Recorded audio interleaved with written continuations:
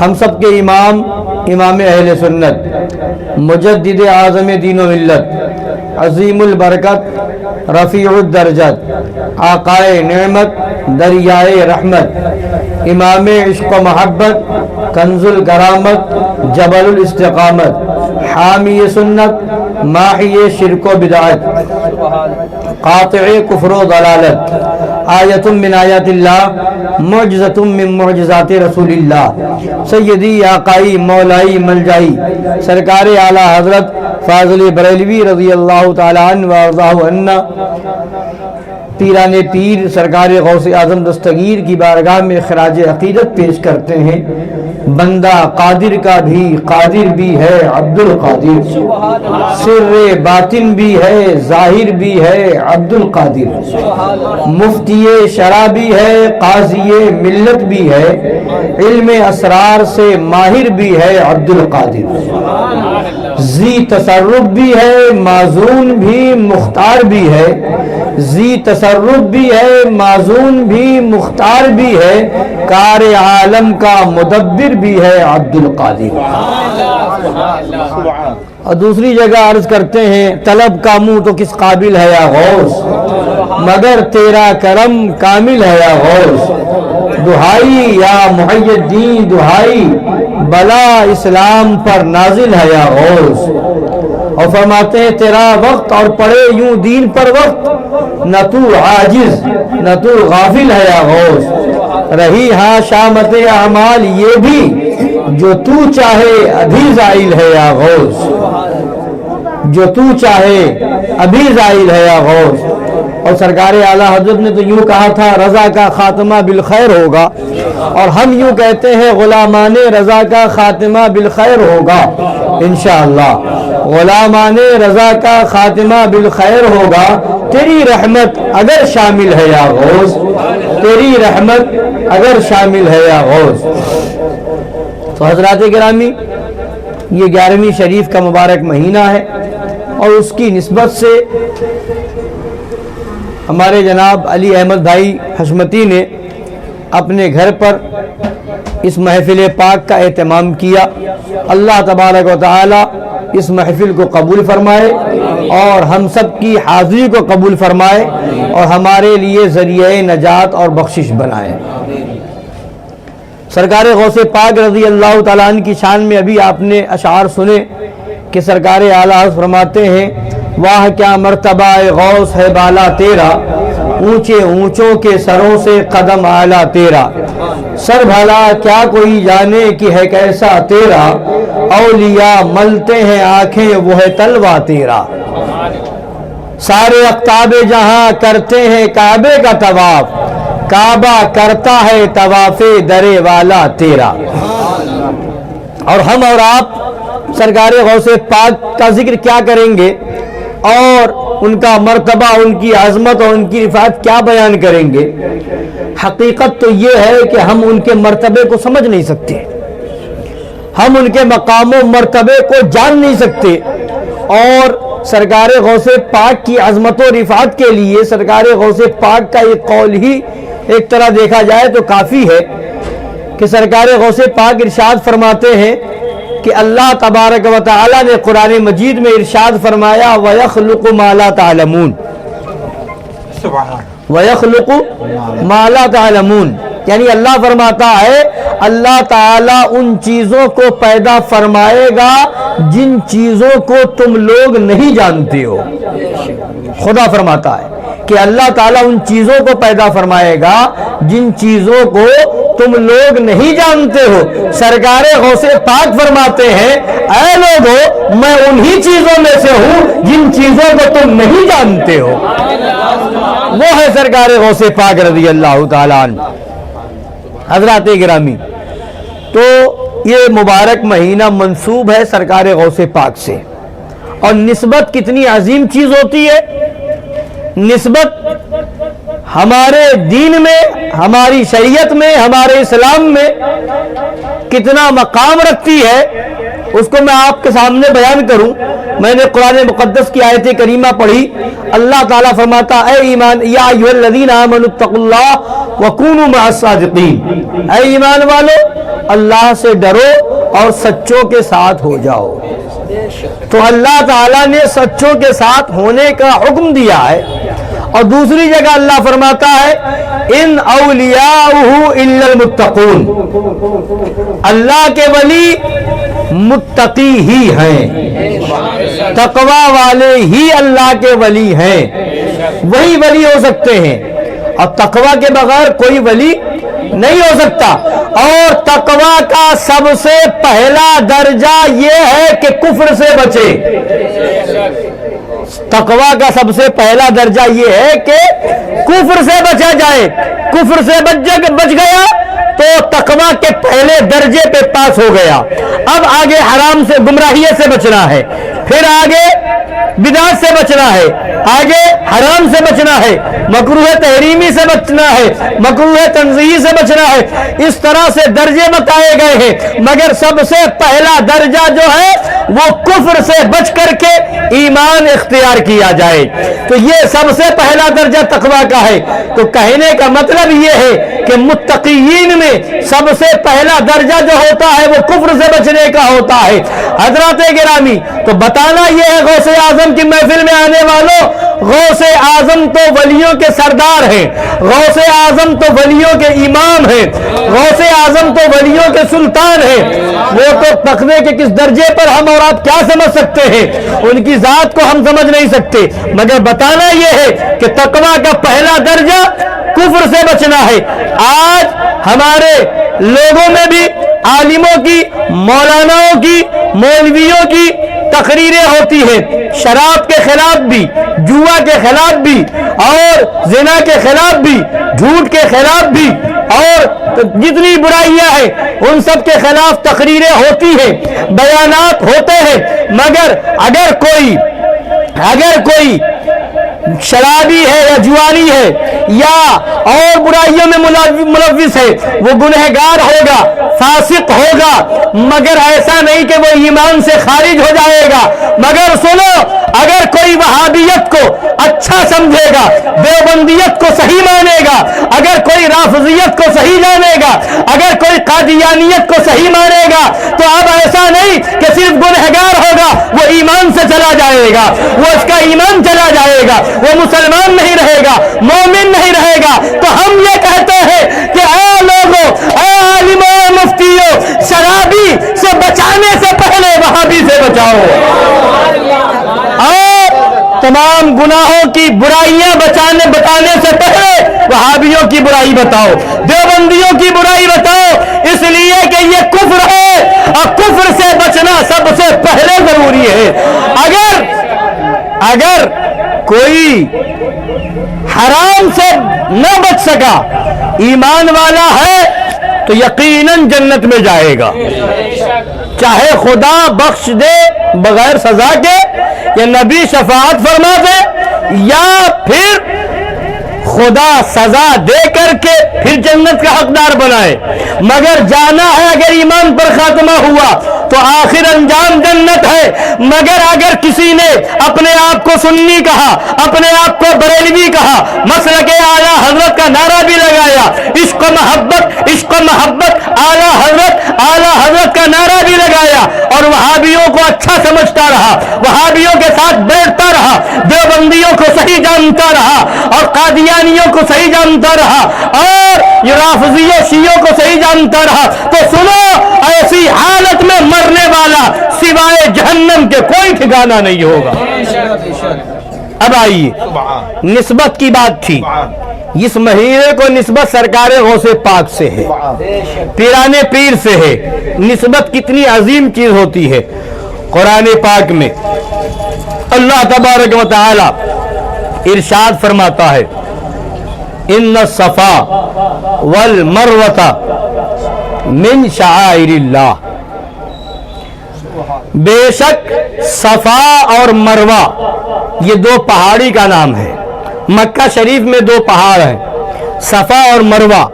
قرآن میں اللہ فرماتا ہے ان الصفا والمروہ من شعائر اللہ، بے شک صفا اور مروہ اللہ کی نشانیوں میں سے ہیں۔ صفا پہاڑی کو، مروہ پہاڑی کو اللہ نے شعائر اللہ بیان فرمایا ہے، اللہ کے شعائر میں سے ہے، نشانیوں میں سے ہے۔ کیا وجہ ہے؟ دنیا میں اور بھی پہاڑ ہے، مگر قرآن نے کسی دنیا کے اور پہاڑ کو شعائر اللہ میں نہیں بیان فرمایا۔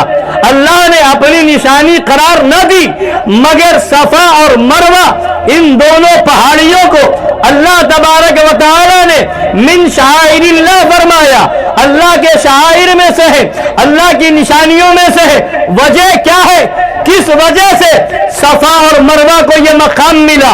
اس کی وجہ دیکھیں گے آپ تو پھر وہی بات آئے گی کہ اللہ کی مقدس بندی کے قدم سے ان دونوں پہاڑیوں کو نسبت حاصل ہو گئی ہے۔ کیا وجہ ہے کہ صفا اور مروہ کو اللہ نے من شعائر اللہ فرمایا؟ شعائر اللہ میں سے ہے، وجہ کیا ہے؟ حضرت اسماعیل ذبیح اللہ علیہ الصلوۃ والتسلیم ہے، پیاس کی حالت میں ہے، بچپنے کا زمانہ ہے، ان کی والدہ حضرت ہاجرہ ہے، اب ان کے لیے پانی تلاش کرنے کے لیے کبھی صفا پہ جا رہی ہے، کبھی مروہ پہ جا رہی ہے، کبھی صفا پہ جا رہی ہے، کبھی مروہ پہ جا رہی ہے، 7 چکر انہوں نے لگائے تھے۔ تو حضرت اسماعیل کے لیے پانی تلاش کرنے کے لیے حضرت ہاجرہ نے صفا اور مروہ کی سعی فرمائی، ان کے قدم سے صفا اور مروہ کو نسبت ہو گئی، تو اللہ نے اس کا مقام یہ بڑھا دیا کہ من شعائر اللہ فرمایا، اللہ کی نشانیوں میں سے ہے۔ اور آج ان وہابیوں دیوبندیوں کا کیا کام ہے؟ نشانیاں مٹا رہے ہیں، یہ نشانیوں کو ختم کرنا چاہتے ہیں اور کہتے یہ ہے کہ معاذ اللہ رب العالمین اس طریقے سے بت پرستی عام ہوگی، یہ بت پرستی کا ایک طریقہ ہے معاذ اللہ۔ ہم مزار پہ جاتے ہیں تو کہتے ہیں یہ قبر پجوا ہے، یہ مزار کو پوجنے جاتے ہیں اللہ، اور اگر ہم بزرگوں کو یاد کرتے ہیں، مدد کے لیے پکارتے ہیں تو یہ کہتے ہیں اللہ کے علاوہ کسی اور کو نہیں پکارنا چاہیے۔ حضرات گرامی وقار، اور یہ لوگ اللہ والوں کی نشانیاں مٹانا چاہتے ہیں، ان سب چیزوں کو ختم کرنا چاہتے ہیں، مگر ہم یہ کہتے ہیں جب حج کرنے جاتے ہو تو میں یہ کہتا ہوں یہ بتاؤ صفا اور مروہ پر جو دوڑ لگائی جاتی ہے، سعی کی جاتی ہے، آخر یہ کیا ہے؟ یہ بھی حضرت ہاجرہ اللہ کی ولیہ، اللہ کی مقدس بندی کی یاد ہے۔ اگر نسبت مٹانا چاہتے ہو، اللہ والوں کی یاد کو ختم کرنا چاہتے ہو، انہوں نے تو اس لیے سعی فرمائی تھی، انہیں پانی تلاش کرنا تھا، پانی تلاش کرنے کے لیے گئی تھی، مگر اے حاجیو آج تم کیوں دوڑ لگا رہے ہو؟ آج تم کیوں سعی کر رہے ہو؟ تو سنو، جواب یہ ملے گا یہاں تو پانی موجود ہے، یہاں تو آب زمزم موجود ہے، مگر پھر بھی سعی کی جا رہی ہے۔ وہاں پانی کی تلاش تھی، یہاں پانی موجود ہے۔ وجہ کیا ہے؟ وجہ یہ ہے کہ یہ جننا، یہ حضرت ہاجرہ کا سعی کرنا خدا کو اتنا پسند آیا کہ اس یاد کو قیامت تک کے لیے قائم کر دیا گیا۔ اے لوگوں، اب پانی تلاش تو نہیں کرنا ہے، پانی تو موجود ہے، مگر حضرت ہاجرہ کی یاد بنانا ہے۔ جتنی مرتبہ انہوں نے سعی کی تھی اتنی مرتبہ تمہیں بھی سعی کرنی ہے، اتنی مرتبہ تمہیں بھی آنا ہے، دوڑ لگانا ہے۔ اب اگر سنی جائے گا تو وہ بھی دوڑے گا، وہابی جائے گا تو وہ بھی دوڑے گا، دیوبندی جائے گا وہ بھی دوڑے گا، غیر مقلد جائے گا وہ بھی دوڑے گا۔ تو ہم کہتے ہیں اگر تم اللہ والوں کی یاد کو مٹانا چاہتے ہو تو اے وہابیوں، اے دیوبندیوں، ایسا حج کرو جس میں صفا مروہ کی سعی نہ ہو۔ صفا مروہ کی سعی، تو اب صفا مروہ کی سعی کی بنیاد پر حضرت ہاجرہ رضی اللہ تعالی عنہا کے قدم پاک سے صفا و مروہ کو نسبت ہوئی تو خدا نے اسے فرمایا ان الصفا والمروہ من شعائر اللہ، صفا اور مروہ اللہ کی نشانیوں میں سے ہے۔ تو مطلب کیا ہوا؟ اللہ والوں سے جس چیز کو نسبت ہو جاتی ہے وہ چیز فضیلت والی ہو جاتی ہے، وہ چیز عظمت والی ہو جاتی ہے، اور قرآن سے ثابت ہے کہ وہ اللہ کی نشانیوں میں سے ہو جاتی ہے۔ اب آئیے میں آپ کو بتاؤں جو چیزیں اللہ، یہ قرآن کی اس آیت سے ثابت ہو گیا کہ جن چیزوں کو اللہ والوں سے نسبت ہو جائے وہ چیزیں قابل تعظیم ہو جاتی ہیں، قرآن کی روشنی میں اللہ کی نشانیوں میں سے ہو جاتی ہے۔ اب اللہ کی نشانیوں کی تعظیم کون کرتا ہے؟ اللہ کی نشانیوں کی تعظیم کیا ہے یہ بھی قرآن سے پوچھا جائے۔ اے قرآن، صفا اور مروہ کو تو نے شعائر اللہ میں بتا دیا ہے، اب شعائر اللہ کی تعظیم کیا ہے، شعائر اللہ کی تعظیم کون لوگ کریں گے یہ بھی بتاتا جا۔ تو قرآن کہتا ہے وَمَن يُعَظِّمْ شَعَائِرَ اللَّهِ فَإِنَّهَا مِن تَقْوَى الْقُلُوبِ۔ قرآن پاک میں ہے اللہ کی نشانیوں کی جو لوگ تعظیم کرتے ہیں فَإِنَّهَا مِن تَقْوَى الْقُلُوبِ، تو یہ ان کے دلوں کا تقوی ہے، یہ ان کے دلوں کا تقوی ہے۔ پتہ کیا چلا؟ قرآن کی ایک آیت یہ بتا رہی ہے کہ اللہ والوں سے جن چیزوں کو نسبت ہو جائے وہ اللہ کی نشانی، اور قرآن کی دوسری آیت یہ بتا رہی ہے کہ اللہ کی نشانیوں کی تعظیم یہ کرنا یہ دل کا تقوی ہے۔ نماز پڑھو گے، روزہ رکھو گے، حج کرو گے، زکوٰۃ دو گے، یہ ظاہری جسم کا تقوی ہے، یہ اوپر کا تقوی ہے، مگر دل کا تقوی کیا ہے؟ یہ اللہ کی نشانیوں کی تعظیم یہ دل کا تقوی ہے۔ یہ قرآن کہہ رہا ہے اور سب سے پہلی اچھی چیز وہ ہے جو دل سے ہو۔ میں آپ کو بتاؤں ہمارے اور آپ کے آقا صلی اللہ علیہ وسلم ہے، ارشاد فرماتے ہیں مفہوم یہ ہے کہ اے لوگو تمہارے بدن میں جسم میں ایک گوشت کا لوتھڑا ہے، اگر وہ سلامت ہے تو پورا جسم سلامت ہے، اگر وہ صحیح ہے تو پورا جسم صحیح ہے، اگر وہ خراب ہو گیا تو پورا جسم خراب ہے۔ فرمایا وہ کیا ہے؟ الا وہی القلب، الا وہی القلب، الا وہی القلب، سنو وہ دل ہے، سنو وہ دل ہے، سنو وہ دل ہے۔ تو دل اگر صحیح ہے تو پورا جسم صحیح ہے، تو مطلب کیا ہوا؟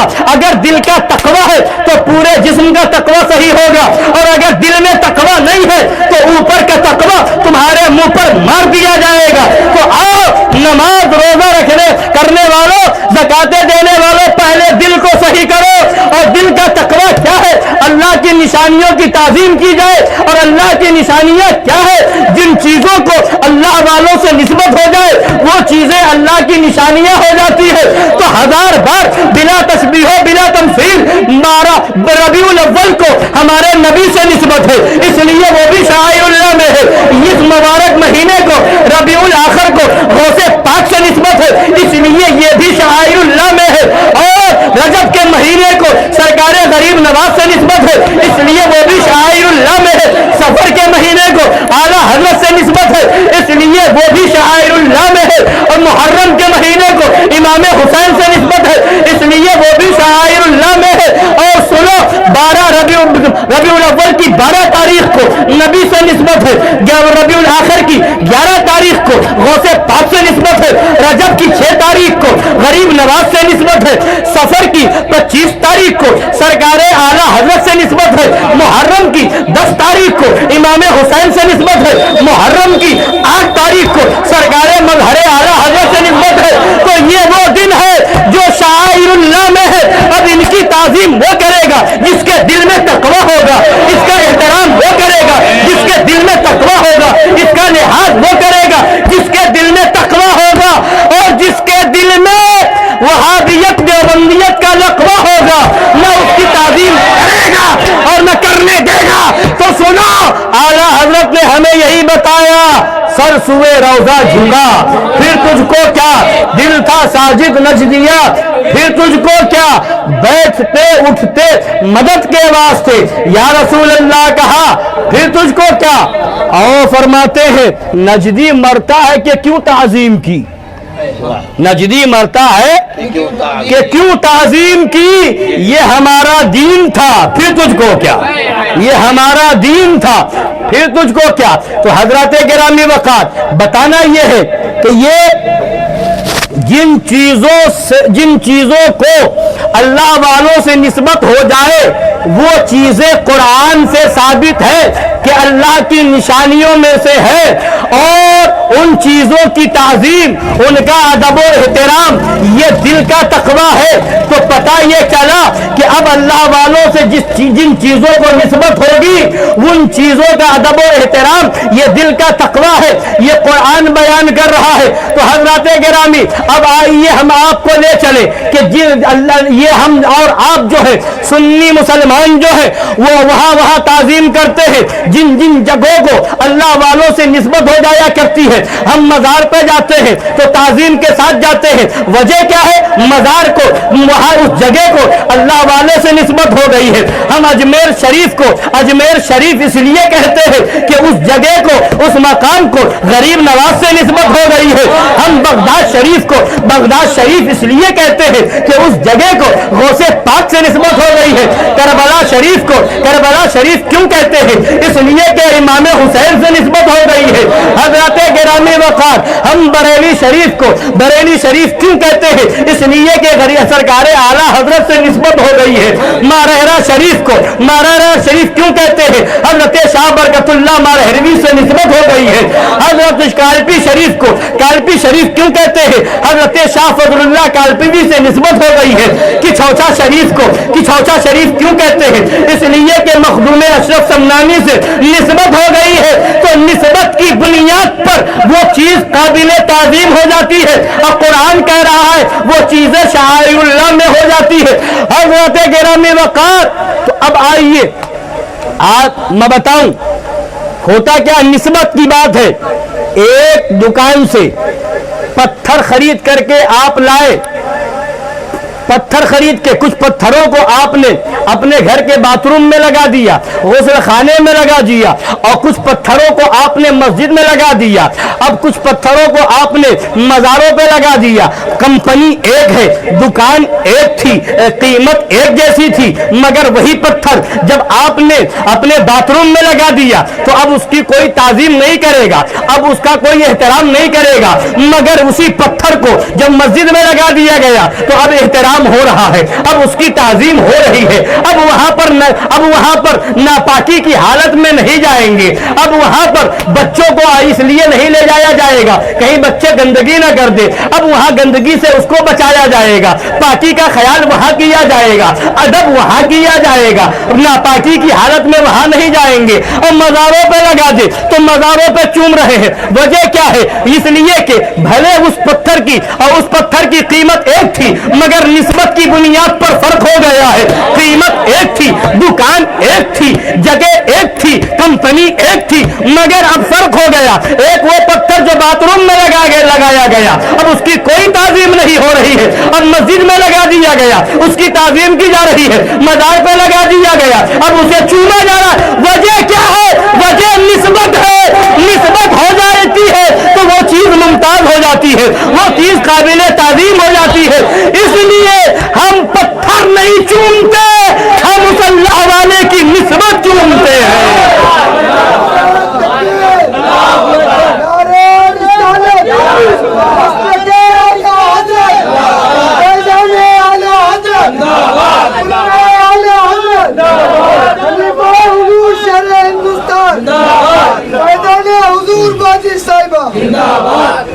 تو ہم مزار پہ پتھر نہیں چومتے، ہم مزار پہ اس پتھر کو جو اللہ والے سے نسبت ہے اس نسبت کو چومتے ہیں، اس نسبت کا ادب اور لحاظ کرتے ہیں۔ اور یہ چومنا یہ آج کا طریقہ نہیں ہے۔ اٹھاؤ تاریخ اور دیکھو حضرت ابو ایوب انصاری رضی اللہ تعالیٰ عنہ نبی پاک صلی اللہ علیہ وسلم کے مزار پہ گئے، انہوں نے مزار نبی کو اپنے لبوں سے چوما ہے۔ اور اٹھاؤ حضرت بلال حبشی ہے، وہ نبی کے روضے پر گئے تو انہوں نے نبی کے روضے کو اپنے ہونٹوں سے چوما ہے۔ تو سنو، اور جب حضرت ابو ایوب انصاری نے نبی کے روضے کو چوما تھا تو مروان بھی وہی موجود تھا، اور اس نے پکڑ لیا اور کہا کیا کر رہے ہو؟ حضرت ابو ایوب انصاری نے کہا میں پتھر کو نہیں چوم رہا، میں مٹی اور پتھر کے پاس نہیں آیا، میں تو نبی کی بارگاہ میں آیا ہوں۔ سرکار اعلیٰ حضرت فرماتے سنو، جو مٹی میں اور روح مطہر میں فرق نہ کرے یہ مروان کا طریقہ ہے، اور وہ طریقہ وہابیوں کو ملا ہے۔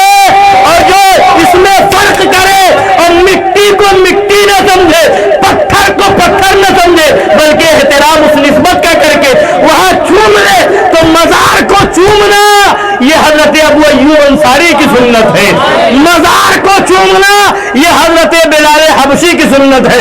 मजार को चूमना ये सहाबा की सुन्नत है।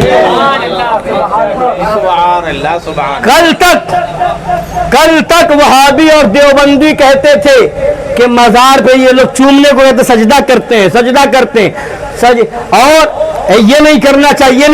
अब तो कुछ सुलाकुल्ली मौलवी है जो कहते हैं 4 हाथ दूर के फासले पर खड़े रह करके फातिहा पढ़ो और हाथ न लगाओ, चूमो नहीं, कहीं सजदा ना हो जाए, लोग सजदा ना समझ ले।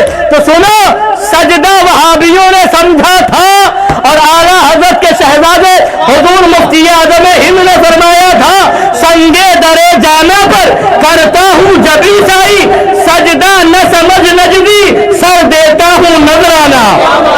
सजदा न समझ नजदी, सजदा न समझ नजदी, सर देता हूँ नजराना। इसीलिए फरमाया सरकार मुफ्ती आज़म हिंद ने कि सजदा न समझना, हम तो नजराने में सर पेश कर रहे हैं कि हमारा सर हाजिर है नजराने में, हमारी गर्दनें हाजिर है नजराने में, हम सरापा आपकी बारगाह में हाजिर है कि जो कुछ मिला है ये अल्लाह वालों की बारगाह का सदका है। तो ये चूमने से रोकना ये मरवान का तरीका चला आ रहा है और उन्हीं के तरीके उसी तरीके से वही तरीका वहाबियों को मिला। अब कुसुला कुल्ली भी छोड़ उसी तरीके को अपना रहे हैं, नहीं चूमना चाहिए, नहीं चूमना चाहिए। सरकार आला हजरत के शहजादे फरमाते हैं कि तुम सजदा समझते हो, हम तो सर नजराने में दे रहे हैं। और ये तो मुफ्ती आज़म हिंद है, आला हजरत के भाई उस्ताद रमन फरमाते हैं, गर वक्त अजल सर तेरी चौखट पे झुका हो, जितनी हो कज़ा एक ही सजदे में अदा हो। और अभी आपने सुना ना आला हजरत सरकार क्या फरमाते हैं?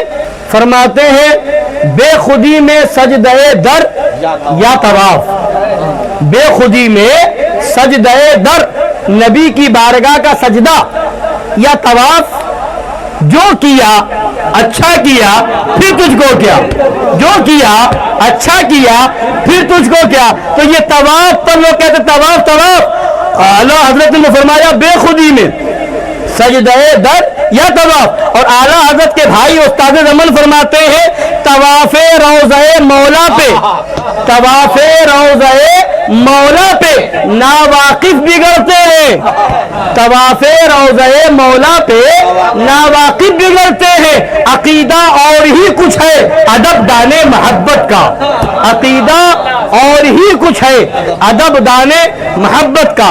तो बताना ये है कि इस महफिल को निस्बत सरकारे गौसे पाक से है, और जब निस्बत में हो जाती है तो वो चीज मुअज्जम हो जाती है, काबिले ताजीम हो जाती है। अब जिन जिन चीजों को निस्बत हो जाएगी वो चीज काबिले ताजीम होगी, और वहां जब ताजीम की जाएगी तो ये दिल का तकवा होगा। हजराते गिरामी, अब आइए हम आपको बताएं, सरकारे गौसे पाक का जिक्र करते हुए चले, सरकारे गौसे पाक की जात कौन सी जात है और सरकारे गौसे पाक का मर्तबा क्या है, सरकारे गौसे पाक का मकाम क्या है, और सरकारे गौसे पाक की बारगाह में हमें कैसे बाअदब रहना है, कैसे मुअद्दब रहना है। आपको मैं वाकया बताऊं, इस वाकये में आपको जो है सबक मिलेगा, दर्स मिलेगा कि बुजुर्गों की बारगाह का अदब करने में कितना उसका अज्र मिलता है, और बुजुर्गों की बारगाह की तौहीन हो जाए तो अंजाम क्या हो जाता है, और इंसान क्या से क्या हो जाता है, कुफ्र तक पहुंच जाता है। हजराते गिरामी, सरकारे गौसे पाक रज़ी अल्लाह ताला अन्हो के बचपने का जमाना है और जमाने तालिब इल्मी है, बज़ाहिर मदरसे में तालीम हासिल कर रहे हैं, वरना हकीकत तो ये है कि सरकारे गौसे पाक पैदाइशी वली है। जब पढ़ने जाते थे तो आवाज आती थी कि अल्लाह के वली के लिए रास्ता छोड़ दो, अल्लाह के वली के लिए जगह दे दो, तो वो गौसे पाक है। मगर मदरसा भी गए इसलिए गए ताकि हमें दर्स मिल जाए कि जब वलियों का सरदार दीन का इल्म हासिल करने मदरसा जा रहे हैं तो हमें भी दीन का इल्म हासिल करना है, और वहां से पैगाम दिया जा रहा है। कहीं ऐसा ना हो कि 15वीं सदी में कोई पाकिस्तानी पैदा हो, मदरसे का दरवाजा न देखे और गौसे पाक की बराबरी करे।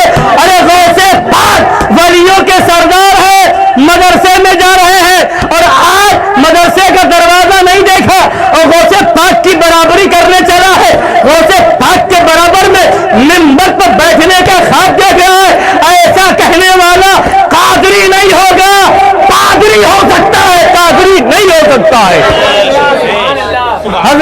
گرامی، اب آئیے میں آپ کو یہ واقعہ سنا رہا تھا کہ زمانے طالب علمی ہے سرکار غوث پاک کا، غوث پاک ہے اور ایک اور ہے حضرت امام عبداللہ بن ابی عصرون تمیمی، اور ایک شخص ہے جس کا نام ابن السقا ہے. یہ تینوں لوگ مدرسے میں ہیں. ان تینوں حضرات نے مشورہ کیا کہ سنا ہے کہ بغداد شریف کی سرزمین پر ایک اللہ کے ولی ہے، ان کو بھی غوث کہا جاتا تھا، وہ بھی غوث تھے، ان کو بھی غوث کہا جاتا تھا. اور ان تینوں حضرات نے مشورہ کیا کہ اللہ کے ولی ہے، غوث ہے، چلے جائے ان سے ملاقات کی جائے، ان سے مل کر کے آتے ہیں. ان تینوں حضرات نے یہ ارادہ کیا، ملاقات کے لیے چلے. اب راستے میں چلتے ہوئے ابن السقا نے کہا کہ میں ان سے ایسا سوال کروں گا کہ جس کا وہ جواب نہ دے پائیں گے، معاذ اللہ. ابن السقا نے کہا ایسا سوال کروں گا جس کا جواب نہ دے پائیں گے. اور وہیں پر امام عبداللہ بن ابی عصرون تمیمی ہے، انہوں نے کہا میں بھی ایک سوال کروں گا، دیکھتا ہوں کیا جواب دیتے ہیں. اب اس کے بعد سرکار غوث پاک بھی ہے، وہ ارشاد فرماتے ہیں کہ میں تو کوئی سوال نہیں کروں گا، میں تو صرف اس لیے جا رہا ہوں کہ اللہ کے ولی ہے ان کی زیارت کروں گا اور برکتیں حاصل کروں گا. تو یہ الگ الگ نیت تھی. ایک نے کہا ایسا سوال کروں گا جس کا جواب نہ دے پائیں گے، دوسرے نے کہا سوال کروں گا دیکھتا ہوں کیا جواب دیتے ہیں. غوث پاک نے کہا کہ میں سوال نہیں کروں گا، بس زیارت کر کے برکتیں حاصل کروں گا. اب جب وہ حضرات وہاں پہنچے، تینوں لوگ وہاں حاضر ہوئے، تو کیا دیکھا کہ وہ غوث وہاں موجود نہیں اپنی جگہ پر. ان کی مشہور کرامت یہ تھی کہ وہ سامنے ہوتے اور اچانک دیکھتے دیکھتے غائب ہو جاتے، پھر اچانک سامنے موجود ہو جاتے. یہ ان کی کرامت تھی. جب وہ لوگ وہاں پہنچے تو وہ اپنی جگہ پر اپنے مقام پر موجود نہ تھے، پھر تھوڑی دیر میں دیکھا کہ وہ سامنے موجود ہیں، وہ سامنے جلوہ گر ہے. اب اس کے بعد انہوں نے جلال میں ابن السقا کو دیکھا، قہر و غضب کی نظر ڈالی اور انہوں نے فرمایا اے ابن السقا، تو مجھ سے ایسا سوال کرے گا جس کا جواب مجھے نہیں آتا، میں جواب نہ دے پاؤں گا. سن، تیرا سوال یہ ہے اور اس کا جواب یہ ہے، تیرا سوال یہ ہے اور اس کا جواب یہ ہے. اور اس کے بعد جلال میں فرمایا کہ میں دیکھ رہا ہوں ایک دن ایسا آئے گا کہ تو کفر کی آگ میں جل رہا ہوگا، کافر ہو کر کے تو مرے گا، کفر تیرے اندر آ چکا ہوگا. یہ نتیجہ ہے تیری بے ادبی کا. اور اس کے بعد امام عبداللہ بن ابی عصرون تمیمی کی طرف نظر کی اور فرمایا کہ تم مجھ سے سوال کرو گے اور دیکھو گے کہ میں کیا جواب دیتا ہوں. تمہارا سوال یہ ہے اور اس کا جواب یہ ہے. اور فرمایا میں دیکھ رہا ہوں کہ ایک دن وہ بھی آئے گا کہ تم دنیا میں ڈوب جاؤ گے اور دنیا کے پیچھے چلے جاؤ گے اور کان کی لو تک تم دنیا میں ڈوبے ہوئے نظر آ رہے ہو. اور اس کے بعد انہوں نے سرکار غوث پاک کی طرف نظر کی، قریب بلایا، پیشانی کو چوما اور فرمایا میں دیکھ رہا ہوں کہ ایک دن وہ آنے والا ہے کہ خدا کا حکم ہوگا اسی بغداد کی سرزمین سے منبر پر کھڑے ہو کر کے آپ اعلان کر رہے ہوں گے قدمی حاضی علی رقبت کل ولی اللہ، میرا یہ قدم اللہ کے ہر ولی کی گردن پر ہے. جو ولی قبل تھے یا بعد ہوئے یا ہوں گے، سب ادب رکھتے ہیں دل میں میرے آقا تیرا. وہ ہے سرکار غوث پاک. اب آگے سنیے، امام عبداللہ بن ابی عصرون تمیمی بیان کرتے ہیں یہ واقعہ ہو چکا، حالات گزرے، زمانہ گزرا. اب کیا دیکھا، وہ وقت بھی آیا کہ سرکار غوث پاک نے منبر پر کھڑے ہو کر کے اللہ کے حکم سے اعلان کیا قدمی ہذہ علی رقبت کل ولی اللہ. جب سرکار غوث پاک نے یہ اعلان کیا تھا، پوری دنیا میں جتنے ولی اس وقت موجود تھے، جو ولی جہاں تھا اس ولی نے وہیں پر اپنے سر کو جھکا لیا اور کہا اے غوث پاک، آپ کا قدم گردن پر بھی ہے، ہمارے سر پہ بھی ہے. اور جو ولی دنیا سے تشریف لے جا چکے تھے یا ابھی تک پیدا نہ ہوئے تھے، ان سب کی روحوں نے سر کو جھکا دیا کہ اے غوث پاک، آپ کا قدم ہمارے سر پہ ہے، ہماری گردن پہ ہے۔ تو وہ ہے سرکار غوث پاک۔ اب سنیے، یہ تو سرکار غوث پاک کی بات ہوئی، دو لوگ اور بچے۔ عبداللہ بن ابی عصرون تمیمی سے فرمایا تھا کہ میں دیکھ رہا ہوں کہ تم دنیا میں کان کی لو تک ڈوبے ہوئے نظر آ رہے ہو۔ اب وہ فرماتے ہیں کہ میرے ساتھ معاملہ یہ آیا کہ میں ایک بادشاہ کا وزیر بن گیا اور دنیا ہی میں گھستا چلا گیا، دنیا کی دولت میں بہت زیادہ غرق ہو گیا۔ تو جو انہوں نے میرے بارے میں فرمایا تھا وہ میرے ساتھ بھی ہوا۔ اب رہی بات ابن السقا کی، جس نے یہ کہا تھا کہ میں ایسا سوال کروں گا جس کا جواب نہ دے پائیں گے، اب اس کے بارے میں بھی فرما دیا تھا کہ میں کفر کی حالت میں دیکھ رہا ہوں۔ اس کا انجام کیا ہوا؟ اس کا انجام یہ ہوا کہ وہ نصرانی بادشاہ کی ایک لڑکی پر عاشق ہو گیا، اور اس کے بعد اس نے خواہش ظاہر کی کہ میں بادشاہ کی لڑکی سے شادی کرنا چاہتا ہوں۔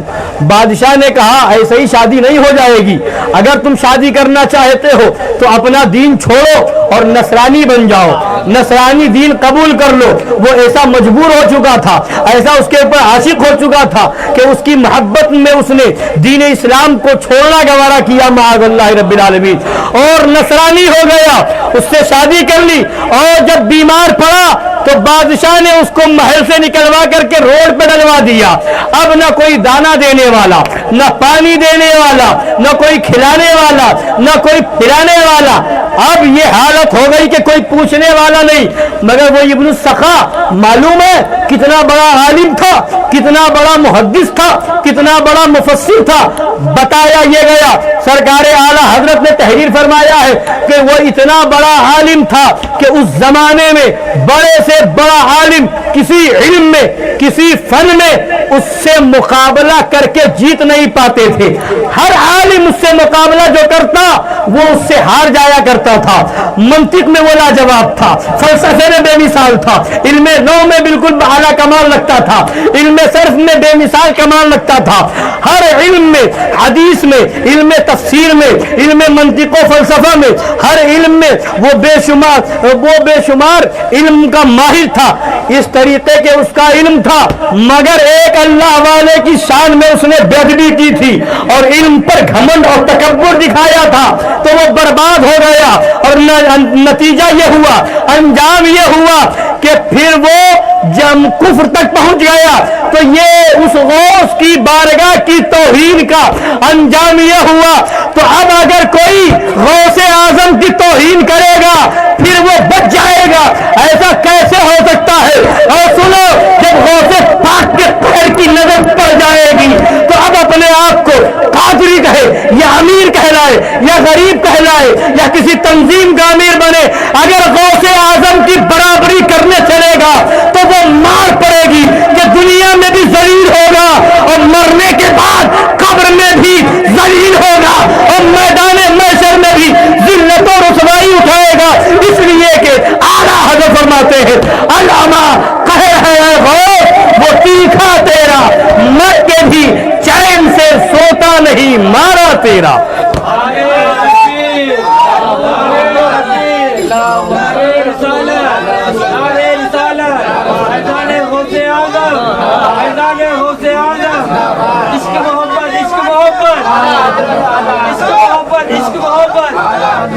حضرات گرامی، تو بتانا یہ ہے غوث پاک کا مقام یہ ہے، غوث پاک کا مرتبہ یہ ہے۔ غوث اعظم اور ایسے ہی نہیں، کسی کو اپنے علم پر گھمنڈ ہو، کسی کو اپنے تقوی و طہارت پہ گھمنڈ ہو، کسی کو جو ہے اپنے بڑے عالم ہونے پر گھمنڈ ہو، تو یہ علم کسی کو نہیں بچائے گا۔ بہت سے عالم گمراہ ہو گئے، یہ علم کسی کو نہیں بچائے گا۔ اگر بچنا ہے تو غوث پاک کے سچے غلام بن جاؤ، غوث پاک کی غلامی یہاں بھی بچائے گی، وہاں بھی بچائے گی۔ اس لیے کہ غوث پاک خود فرماتے ہیں کہ اگر میرا چاہنے والا مشرق میں ہو اور میں مغرب میں ہوں اور وہ مجھے پکارے گا تو میں اس کی مدد کے لیے جاؤں گا، میں اس کی فریاد کرتا ہوں، فریاد کو پہنچوں گا، کہ وہ غوث پاک ہے۔ اس لیے ہمارا بھروسہ ہمارا علم نہیں ہے، ہمارا بھروسہ ہمارے غوث پاک ہے. اور علم پر بھروسہ کرنے والے بھی غوث پاک کی بارگاہ میں جو آئے تو وہ ایسے ذلیل ہوئے. سنیے میں آپ کو بتاؤں، ایک بار سرکار غوث پاک کے زمانے میں بہت سے عالموں نے، تقریباً 100 عالم نے مل کر کے یہ مشورہ کیا کہ غوث پاک کی شہرت بڑھتی جا رہی تھی تو ان لوگوں کو حسد اور جلن ہونے لگی، جلن اور حسد کے شکار ہو گئے. تو ان لوگوں نے آپس میں مشورہ کیا، بڑا چرچا ہو رہا غوث پاک کا، بڑی شہرت ہو رہی غوث پاک کی، تو ایسا کرتے ہیں کہ سب لوگ مل کر کے ایک ایک سوال اپنے دماغ میں بٹھا لو، ایک ایک سوال سوچ لو، مسئلہ معلوم سوچ لو، اور جو سب کی نظر میں کٹھن مسئلہ ہو، مشکل مسئلہ ہو، وہ غوث پاک سے پوچھو اور سوال کر کر کے غوث پاک کو سوالوں میں الجھا دو، اور وہ جواب نہ دے پائے تو پھر ہم کو موقع مل جائے گا، ہم کہیں گے انہی غوث پاک کی بات کرتے ہو، انہی کا خوب چرچا اور شہرت کر رہے ہو کہ ان کو جواب نہیں دیا، وہ جواب نہ دے پائے معاذ اللہ رب العالمین. اس خیال سے 100 عالموں نے مل کر میٹنگ کی اور غوث پاک کی بارگاہ میں گئے اور غوث پاک واز فرما رہے تھے. واز کی مجلس تھی سرکار غوث پاک کی، اور سرکار غوث پاک کے واز کی مجلس، واز کی محفل بھی کیا ہوا کرتی تھی. ایک بار سرکار غوث پاک واز کر رہے تھے، واز کرتے کرتے فضاؤں میں اڑنے لگے، فضاؤں میں اڑنے لگے اور فرمانے لگے آپ بنی اسرائیلی ہیں، میں محمدی ہوں، آپ بھی میری مجلس میں آئیے اور میری بات سنیے، میرا بات سنیے. تو اب جب واز ختم ہو گیا، بیان ختم ہو گیا، تو لوگوں نے عرض کیا حضور یہ اچانک واز کے بیچ میں، مجلس کے بیچ میں تقریر کرتے ہوئے آپ فضاؤں میں اڑنے لگے، اور یہ کس سے فرما رہے تھے کہ آپ بنی اسرائیلی ہیں، میں محمدی ہوں، آپ بھی میری مجلس میں آ جائے. تو غوث پاک فرماتے میں نے دیکھا کہ حضرت خضر علیہ السلام تشریف لے جا رہے ہیں، تو میں نے خضر علیہ السلام سے کہا تھا کہ آپ بنی اسرائیلی ہیں، میں محمدی ہوں، آئیے میری مجلس میں آپ بھی بیٹھیے اور محمدی کا بیان سنیے. تو وہ ہے غوث پاک کی مجلس. اور خود ایک بار غوث پاک بیان کر رہے تھے، بیان کرتے کرتے کھڑے ہو گئے اور حضرت علی بن حیتی رضی اللہ تعالی عنہ کے پاس کھڑے ہو گئے، ہاتھ باندھ کر کے کھڑے رہے تھوڑی دیر. پھر اس کے بعد منبر پہ تشریف لے آئے. لوگوں نے پوچھا ماجرا کیا تھا، معاملہ کیا تھا، کہ غوث پاک اچانک کھڑے ہو گئے اور علی بن حیتی کے پاس گئے، وہاں کھڑے ہو گئے اور اس کے بعد پھر منبر پہ تشریف لائے. پوچھا تو فرمایا کہ علی بن حیتی کی سنتے سنتے آنکھ لگ گئی تھی اور ان کے خواب میں نبی تشریف لائے تھے. تو غوث پاک نے فرمایا کہ میں اپنے نبی کے ادب میں کھڑا ہو گیا تھا. حضرت علی بن حیتی سے لوگوں نے پوچھا تو انہوں نے فرمایا کہ ہاں میری آنکھ لگ گئی تھی، میں نے نبی کا دیدار کیا کہ نبی خود تشریف لائے ہوئے ہیں. اور فرمایا کہ تمہیں کیا معلوم، جو ہم خواب میں دیکھتے ہیں وہ غوث اعظم بیداری کی حالت میں دیکھتے ہیں.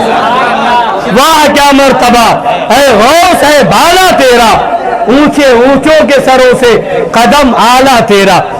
تو سرکار غوث پاک کی ایسی مجلس بزرگوں کو، اللہ والوں کو وجد آ جاتا تھا، بہت سے لوگ بے ہوش ہو جاتے تھے، اور کئی بار ایسا ہوتا تھا کہ لوگ غوث پاک کا واز سنتے سنتے جان دے دیتے تھے، موت آ جاتی تھی.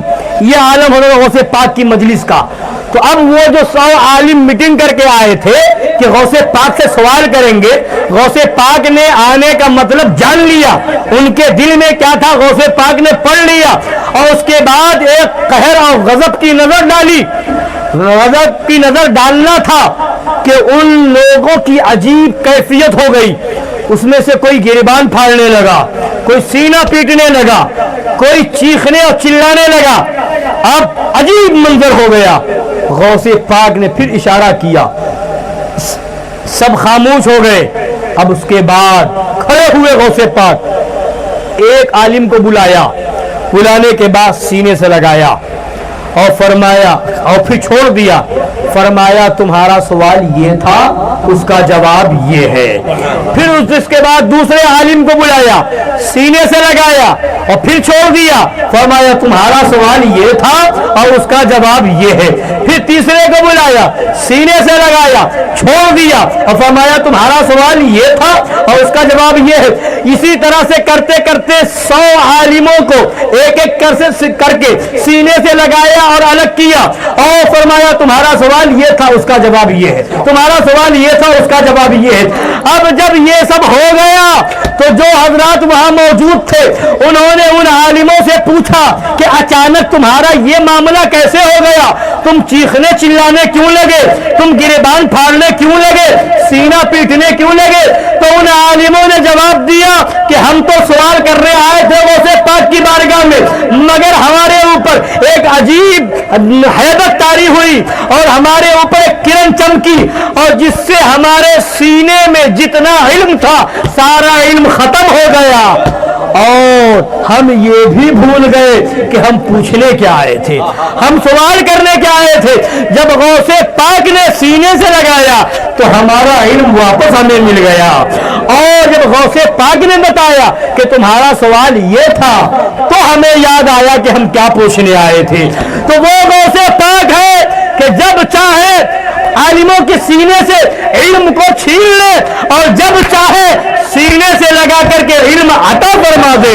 یعنی غوث پاک کی بارگاہ وہ ہے, علم ملے گا غوث پاک کی بارگاہ سے, فضل ملے گا غوث پاک کی بارگاہ سے, تقوی ملے گا غوث پاک کی بارگاہ سے, طہارت ملے گی غوث پاک کی بارگاہ سے, عظمت ملے گی غوث پاک کی بارگاہ سے, بے خوفی ملے گی غوث پاک کی بارگاہ سے. سنو, اگر دنیا میں جینا ہے تو غوث پاک کے سچے غلام بن جاؤ, اس لیے کہ زمانہ غوث پاک کا غلام ہے, وقت غوث پاک کا غلام ہے.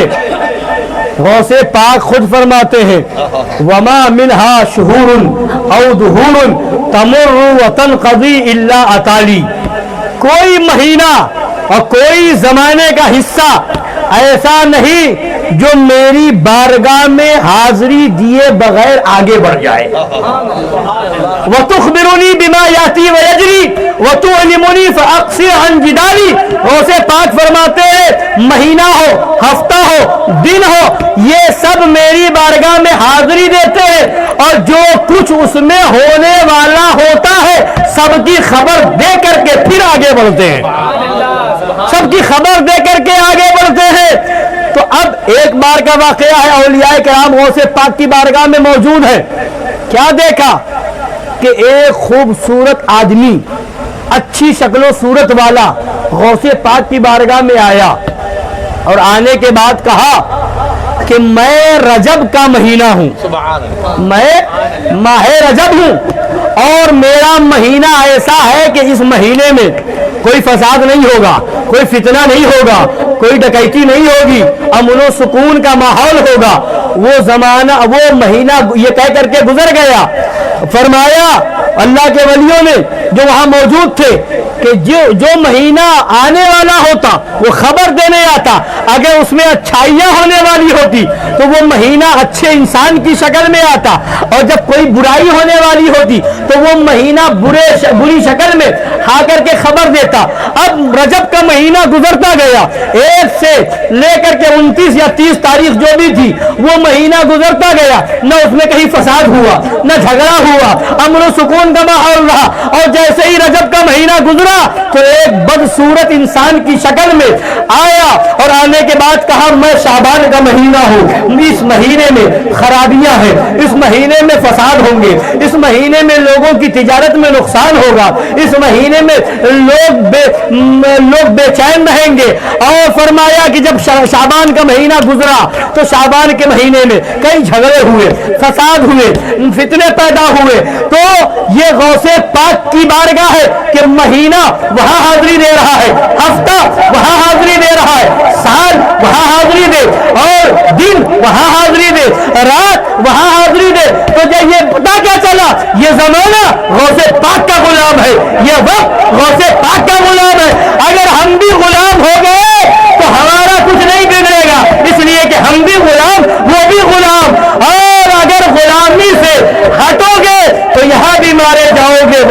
مارے جاؤ گے. کیا دبے جس پہ حمایت کا ہو پنجہ تیرا, شیر کو خطرے میں لاتا نہیں کتا تیرا. تو غوث اعظم کا یہ مقام ہے کہ جو ہونے والا ہے وہ غوث اعظم کو پتا ہے, جو ہوگا وہ غوث اعظم کو معلوم ہے. غوث اعظم کے علم کا یہ معاملہ ہے تو ہم کہتے ہیں اے وہابیوں, اے دیوبندیوں, پھر میرے نبی کے علم کا عالم کیا ہوگا؟ ارے دیوبندیوں شرم کرو, غوث اعظم کا یہ علم ہے. تم نبی کے بارے میں کہتے ہو, اپنی کتاب میں لکھتے ہو کہ نبی کو پیٹھ کے پیچھے کا علم نہیں, معاذ اللہ, نبی کو غیب کا علم نہیں. اپنے عقیدے سے توبہ کرو اور سچے مسلمان بن جاؤ, یہاں بھی بچ جاؤ گے وہاں بھی بچ جاؤ گے. غوث اعظم کی طاقت یہ ہے کہ جس سے جو چاہے چھین لے اور جس کو جو چاہے عطا کر دے.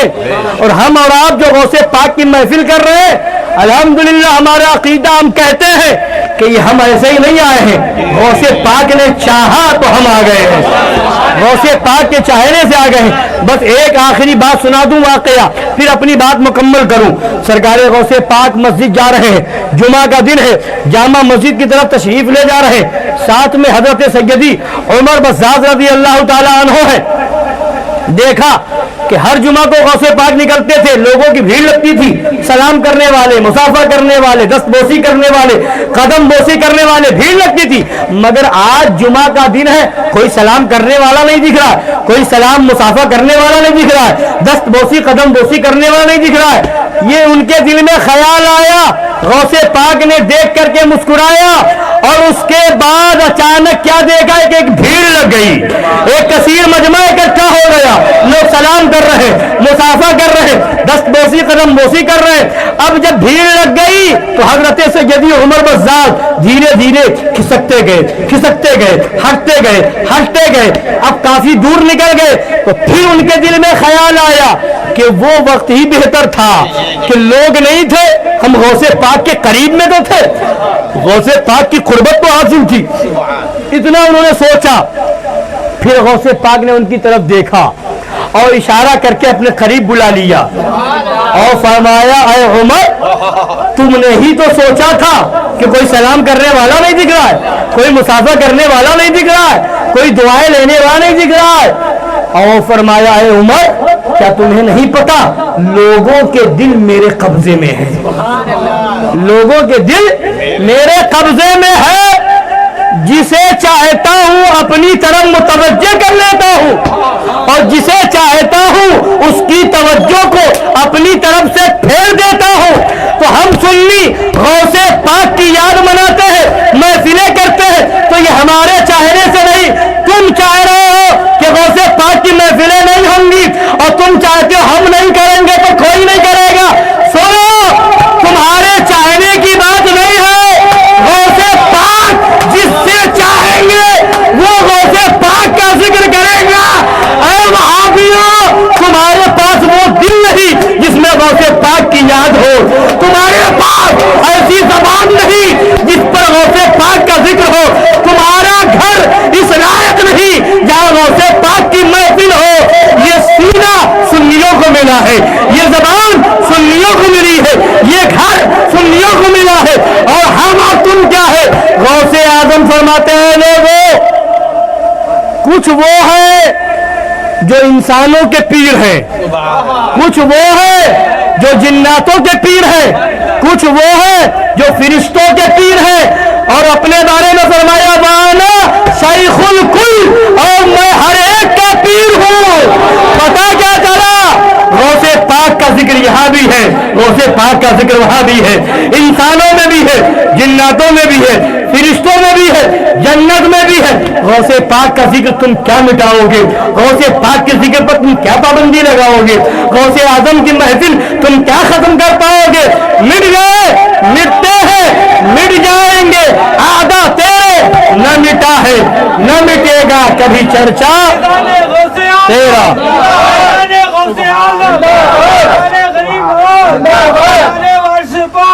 اب اتنی بات سن کر کے میں آپ کو بتانا یہ چاہتا ہوں, اے سنیو, آج مسلمان بن کر کے لوگ طرح طرح کے روپ میں آ کر کے لوگوں کو گمراہ کر رہے ہیں. سوال کیا جاتا ہے وہابیوں کی طرف سے، دیوبندیوں کی طرف سے، اہل حدیث کہلانے والے غیر مقلدوں کی طرف سے، تبلیغی جماعت والوں کی طرف سے، جماعت اسلامی والوں کی طرف سے، یہ 11ویں کیوں، یہ 12ویں کیوں، یہ لنگر کیوں، یہ عرس کیوں، یہ غریب نواز کی محفل کیوں، یہ محبوب الہی کا ذکر کیوں، یہ کھچڑا کیوں، یہ ملیدہ کیوں، یہ شربت کیوں، یہ شب برات کا حلوہ کیوں؟ ہر جگہ ان وہابیوں کا اعتراض ہے، یہ کیوں، وہ کیوں؟ تو ہم پوچھیں گے اے وہابیوں، تم پیدا ہوئے کیوں؟ تم پیدا ہوئے کیوں؟ تم اپنے پیدا ہونے کا مطلب بتاؤ۔ ہم اس لیے پیدا ہوئے کہ غوث پاک کا کی یاد منائے، ہم اس لیے پیدا ہوئے امام حسین کی یاد منائے، ہم اس لیے پیدا ہوئے کہ غریب نواز کی محفل کرے، ہم اس لیے پیدا ہوئے کہ اعلیٰ حضرت کا ذکر کرے، ہم اس لیے پیدا ہوئے ہیں کہ اپنے ان بزرگوں کی یادوں کو سینے سے لگائے، اس لیے کہ ان کی یاد نہیں ہے، غوث پاک کی یاد امام حسین کی یاد ہے، امام حسین کی یاد نبی کی یاد ہے، اور نبی کی یاد خدا کی یاد ہے۔ ذکر غوث اعظم ذکر رسول ہے، اور ذکر رسول ذکر خدا ہے، اس لیے ہم ان کی محفلیں کرتے ہیں، اور ہم اس لیے محفل کرتے ہیں۔ یہ کیوں سنو، اسلام ہم تک ڈائریکٹ نہیں آیا، جبرائیل امین ہمارے پاس قرآن لے کر کے نہیں آئے، سنو، فرشتے ہم تک قرآن لے کر کے نہیں آئے، قرآن نبی پر نازل ہوا، دین نبی کی بارگاہ سے ملا، اب نبی نے صحابہ کو دیا، نبی نے صحابہ کو دیا، صحابہ نے تابعین کو دیا، تابعین نے تابعین کو دیا، آگے بڑھا، اب غوث پاک کو ملا، غریب نواز کو ملا، آج شاہ برکت اللہ مارروی کو ملا، حضرت شاہ فضل اللہ کاشفی کو ملا، حضرت سرکار محبوب الہی نظام الدین اولیاء کو ملا، حضرت صابر پاک کو ملا، وارث پاک کو ملا، بزرگان دین کو ملا، مخدوم سمنا کو ملا، ان بزرگوں کے ذریعے سے ہمیں ملا، تو ہم پر احسان ہے، ہم پر احسان ہے اعلیٰ حضرت کا، ہم پر احسان ہے مظہر اعلیٰ حضرت کا، ہم پر احسان ہے وارث پاک کا، ہم پر احسان ہے صابر پاک کا، ہم پر احسان ہے غریب نواز کا، ہم پر احسان ہے غوث اعظم کا، ہم پر احسان ہے امام عالی مقام امام حسین کربلا کے دولہا کا، ہم پر احسان ہے مولا علی کا، ہم پر احسان ہے صدیق اکبر کا، ہم پر احسان ہے فاروق اعظم کا، ہم پر احسان ہے عثمان غنی کا، اس لیے ہم صدیق اکبر کی یاد بھی مناتے ہیں، فاروق اعظم کی یاد بھی مناتے ہیں، ہم کربلا والوں کی یاد بھی مناتے ہیں، ذکر مولا علی بھی کرتے ہیں، ہم غریب نواز کو یاد کرتے ہیں، غوث پاک کی محفل کرتے ہیں، صابر پاک کی یاد مناتے ہیں۔ ان بزرگوں نے دین کو پھیلایا تو دین ہمیں ملا، تو ہمیں دین غریب نواز سے ملا ہے، کس سے ملا؟ غریب نواز سے، تو ہمیں وہ دین چاہیے جو غریب نواز کا لایا ہوا ہے، بولیے۔ تبلیغی جماعت سے ملا؟ جماعت اسلامی سے ملا؟ نہیں۔ وہابیوں سے ملا؟ نہیں۔ نہ دیوبند تھا، نہ ندوہ تھا، نہ سہارنپور تھا، مگر غریب نواز کا عرس تھا۔ ہندوستان میں دین تھا، اسلام تھا، غریب نواز کون سا اسلام لائے؟ آج یہ جماعت اسلامی والا اپنی کتاب میں لکھتا ہے کہ اجمیر بہرائچ اور مزاروں پہ جانا کسی مسلمان لڑکی سے زنا کرنے سے بھی بڑا گناہ ہے، معاذ اللہ رب العالمین، یہ ان کی کتاب میں لکھا ہے، یہ ان کا دین ہے۔ مگر غریب نواز جب آئے تو مزار پر ہوتے ہوئے آئے، لاہور کی سرزمین پر حضرت داتا گنج بخش علی حجویری کے مزار پر 40 دن چلہ کیا غریب نواز نے، اور اعلان کیا گنج بخش فیض عالم مظہر نور خدا ناقصارا پیر کامل کاملارا رہنما۔ تو مزار پہ جانا غریب نواز کا طریقہ ہے، مزار پہ جانا صحابہ کا طریقہ ہے، اور یہی دین ہمیں چاہیے۔ مزار پہ بزرگان دین گئے، ہم بھی جائیں گے۔ اور یہ وہابیوں کی جماعت یہ 1857 کے بعد کی جماعت ہے، یہ دیوبندی جماعت 1857 کے بعد کی جماعت ہے. یہ تبلیغی جماعت 1857 کے بعد کی جماعت ہے. یہ جماعت اسلامی 1857 کے بعد ہے. تاریخ کی کتابیں اٹھا لو, 1857 سے پہلے کسی تاریخ کی کتاب میں کسی جگہ وہابیت کا ذکر ہو تو بتاؤ, کسی جگہ دیوبندیت کا ذکر ہو تو بتاؤ, کسی جگہ ندویت کا ذکر ہو تو بتاؤ, کسی جگہ تبلیغی جماعت کا ذکر ہو تو بتاؤ, کسی جگہ جماعت اسلامی کا ذکر ہو تو بتاؤ. پتا کیا چلا؟ یہ نئی جماعتیں ہیں, یہ آج کا دین ہے, یہ نیا دین ہے. ہمیں نیا دین نہیں چاہیے, ہمیں تو کربلا کے میدان میں جو حسینی دین تھا وہ دین چاہیے. ہم حسینی ہیں, ہمیں یزیدی نہیں چاہیے. کربلا کے میدان میں امام حسین نے کسی یزیدی سے سمجھوتا نہیں کیا تھا. ان یزیدیوں نے نبی کو بے بس نہیں کہا تھا معاذ اللہ. ان یزیدیوں نے نبی کے علم غیب کا انکار نہیں کیا تھا. ان یزیدیوں نے نبی کو محتاج نہیں کہا تھا. ان یزیدیوں نے یہ نہیں کہا تھا کہ نبی اپنی بیٹی فاطمہ کو جہنم سے نہیں بچا سکتے. مگر یہ آج کے وہابی اور دیوبندی ہیں جن کی کتابوں میں لکھا ہے نبی بے بس اور مجبور ہے معاذ اللہ. ان کی کتابوں میں لکھا ہے نبی اپنی بیٹی فاطمہ کو جہنم سے نہیں بچا سکتے معاذ اللہ. ان کی کتابوں میں لکھا ہے کہ نبی کو پیٹ پیچھے کی خبر نہیں معاذ اللہ. ان کی کتابوں میں لکھا ہے کہ نبی کا علم جانوروں کے علم کی طرح ہے معاذ اللہ. ان کی کتابوں میں لکھا ہے کہ نبی کا علم شیطان کے علم سے کم ہے معاذ اللہ. تو اے وہابیو, یہ گندا اور گھنونا عقیدہ تمہیں مبارک ہو. ہم حسینی ہیں. امام حسین نے یزیدیوں سے سمجھوتا نہ کیا, خاندان دے دیا, رشتہ دار کو دے دیا, بچوں کو دے دیا, بھتیجوں کو دے دیا, بھانجوں کو دے دیا, اپنا سر کٹوا دیا اور شریعت کی حفاظت کر لی. بتا دیا حسینی وہ ہے جو ایک بریانی پہ نہیں بکے گا, یہ چند پیسوں پہ نہیں بکے گا. یہ حسینی وہ ہے جو چند سکوں پہ نہیں بکے گا. حسینی وہ ہے بریانی اگر ایسی ملی جہاں وہابی کھا رہا ہوگا دانت مار دے گا. اور امام غوث پاک کے لمبے پہ اگر کوئی سنی بلائے گا تو کھا لے گا. اگر کوئی مرغا اور بکرا بھی کھلائے, بڑے سے اعلیٰ قسم کھلائے, مگر یزیدیوں کے ساتھ بٹھا کر کے کھلائے, ایسی دعوت میں بلائے جہاں وہابی ہو, دیوبندی ہو, رافضی ہو, قادیانی ہو, تو سچا حسینی ایسی 1000 دعوتوں کو لاد مار دے گا اور امام حسین کا نام لے کر کے گھر میں چٹنی روٹی کھا لے گا اور عقیدہ بتائے گا. اے امام حسین, کربلا میں آپ نے کسی یزیدی کو برداشت نہ کیا تھا, کانپور میں ہم کسی یزیدی کو برداشت نہیں کریں گے.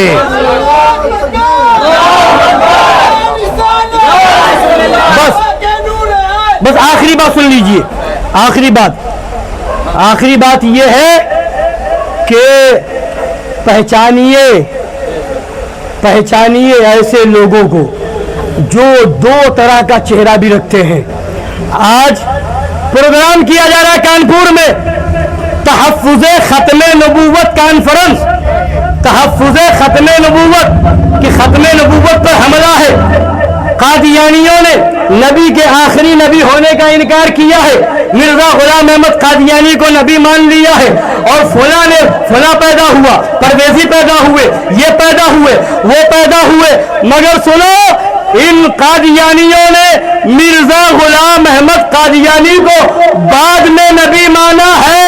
دارالعلوم دیوبند نے اپنی کتاب میں قاسم نانوتوی نے پہلے لکھا ہے کہ نبی کے بعد بھی دوسرا نبی پیدا ہو جائے تو کچھ فرق نہیں پڑے گا. معاذ اللہ, دروازہ دارالعلوم دیوبند نے کھولا ہے. دروازہ ختم نبوت پر سب سے پہلا حملہ دیوبند نے کیا ہے. لہذا ختم نبوت کانفرنس کرنے والوں, پہلے دارالعلوم دیوبند کے عقیدے کو لات مارو اور پھر کہو ہم تحفظ ختم نبوت کانفرنس کرتے ہیں. سمجھ رہے؟ مرزا غلام احمد قادیانی نے بعد میں نبوت کا دعویٰ کیا ہے. مولوی اشرف علی تھانوی نے اپنے مرید سے لا الہ الا اللہ اشرف علی رسول اللہ کا کلمہ پہلے پڑھایا ہے. کتابیں میرے پاس ہیں, کتاب میرے پاس ہے. اللہم صلی علی سیدنا و نبینا و مولانا اشرف علی کا درود یہ پہلے اشرف علی نے اپنے مرید سے پڑھوایا ہے. کتاب کا نام الامداد ہے. تو اشرف علی تھانوی اپنے مرید سے اپنا کلمہ پڑھوائے, کوئی بات نہیں. اشرف علی تھانوی اپنے مرید سے اپنے اوپر درود پڑھوائے, اپنے کو نبی اور رسول کہلوائے, کوئی بات نہیں. دیوبند کی کتاب تہذیب الناس ہے, اس کے اندر لکھا جائے کہ حضور کے بعد بھی کوئی نبی نیا پیدا ہو جائے کوئی فرق نہیں پڑے گا, تو اب اس پر کوئی بات نہیں. تو ان دیوبندیوں نے پہلے دروازہ کھولا ہے.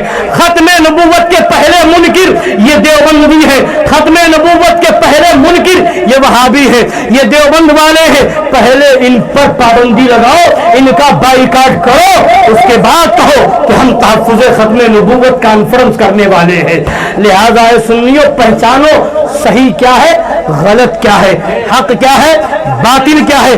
یہ پہچان لو تو سمجھ لو یہ محفل غوث پاک کرنا کامیاب ہے. اور اگر نہ پہچان سکے تو لاکھ محفلیں کر لو, لاکھ لنگر کر لو, کوئی کام کی چیز نہیں ہے. سب سے پہلے ایمان ہے, عقیدہ ہے, ایمان کی حفاظت ہے, عقیدے کی حفاظت ہے. اللہ تعالی ہم سب کے ایمان کی حفاظت فرمائے. ہمیں تمام بد مذہبوں سے, بد دینوں سے, وہابیوں, دیوبندیوں, رافضیوں سے, قادیانیوں سے دور رہنے کی توفیق عطا فرمائے. سچا حسینی بنائے, سچا قادری بنائے, اور تمام یزیدیوں سے دور رہنے کی توفیق عطا فرمائے. آمین. وما علینا الا البلاغ المبین. کھڑے ہو جائے, صلاۃ و سلام پڑھ لیں.